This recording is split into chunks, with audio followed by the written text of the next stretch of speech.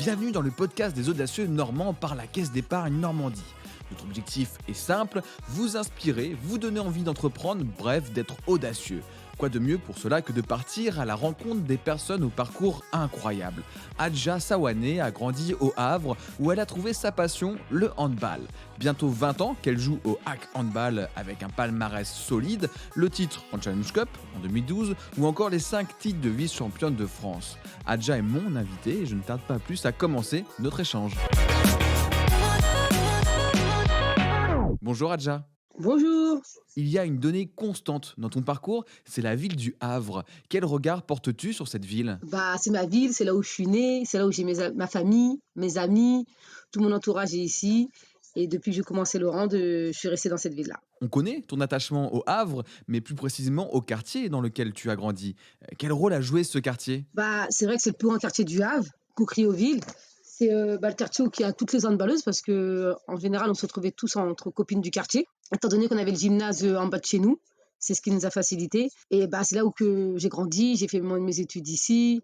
Ma famille, elle est ici, comme je disais, mes amis, ils sont ici. C'est vraiment mon quartier. Justement, cet attachement particulier, c'est aussi une fierté? C'est quelque chose que tu portes dans ton cœur, je suppose? Tu as envie de le mettre en valeur? Ah oui, c'est quelque chose que je porte beaucoup, beaucoup dans mon cœur. Voilà, je trouve que c'est un beau quartier avec des belles valeurs, avec beaucoup de choses à faire. Franchement, j'ai bien grandi, j'ai été bien entourée.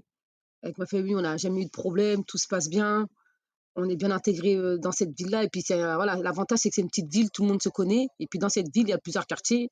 Et voilà, en plus, pour moi, c'est le meilleur quartier du Havre. Donc, je suis encore plus satisfaite.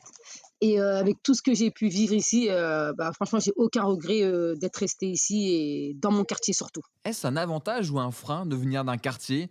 Comment tu as réussi à te servir de cette origine de ce quartier? C'est une fierté dans le sens où c'est vrai que quand on vient des quartiers, souvent, surtout à l'époque ou à l'ancienne, les gens, tu venais d'un quartier, c'était direct, tu étais vu comme racaille, comme personne dangereuse et tout. Alors que pas du tout. Je trouve que dans les quartiers, il y a beaucoup de choses à apprendre, notamment la solidarité, les valeurs, le respect.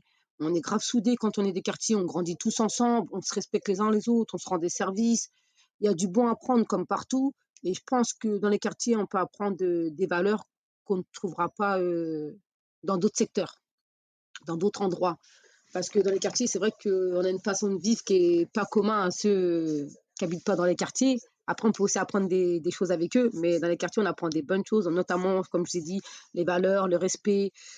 Puis voilà, on est plus sociable, je pense, parce que dans le sens où quand on habite dans les mêmes immeubles, forcément, on va plus aller les uns vers les autres que si tu habites dans une maison, tu as pas forcément des voisins, que là, tu montes les marches, tu croises des gens, tu vas dire bonjour.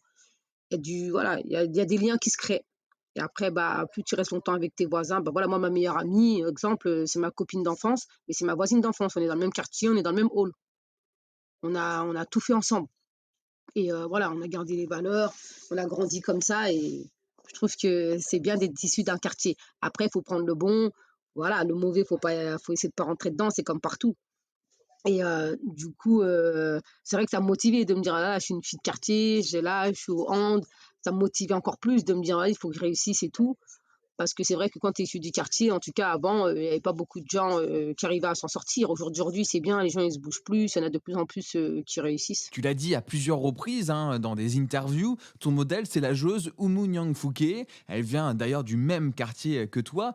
Souhaites-tu toi aussi inspirer des jeunes de ton quartier? Oui, moi, c'est elle qui m'a inspirée, clairement. Moi, elle venait du quartier, elle joue au hand, elle joue au haut niveau. Moi, quand on me parlait, je disais: «Je veux être comme Oumou, faire la même chose qu'elle». Après, voilà, tant mieux, j'ai réussi. Oui, c'est vrai que quand j'entends les petits dire: «Je veux être comme toi» et tout, ça fait toujours plaisir d'être un exemple.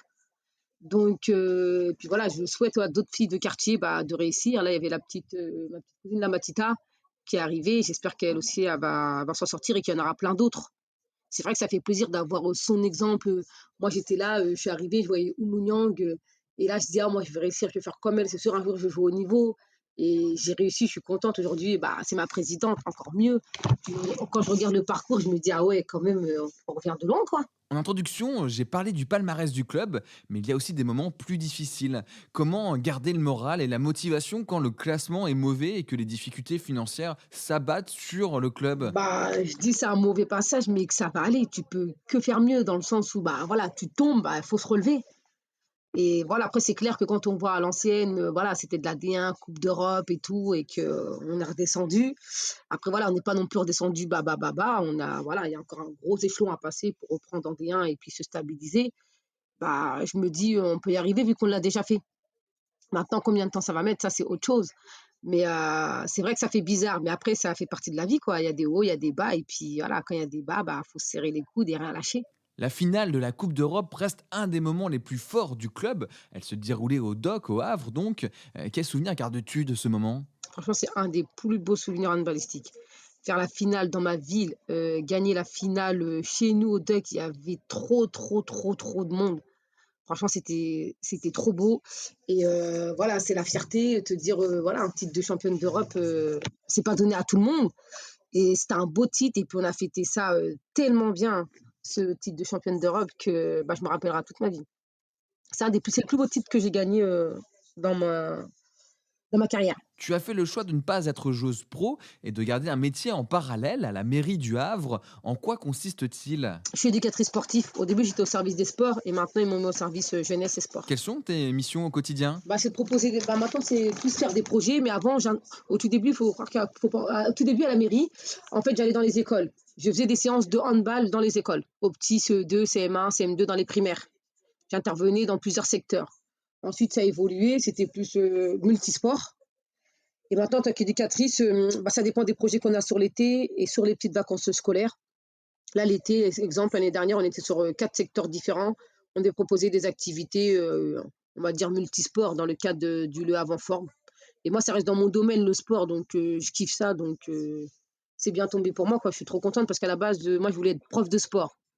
Et finalement, je me suis dit, ça va être compliqué entre faire les. Et puis le STAPS, il était à Rouen, de faire les allers-retours, plus le hand. À un moment donné, il faut rester concentré, quoi. Du coup, je me suis dit, je vais aller plus bas, éducatrice.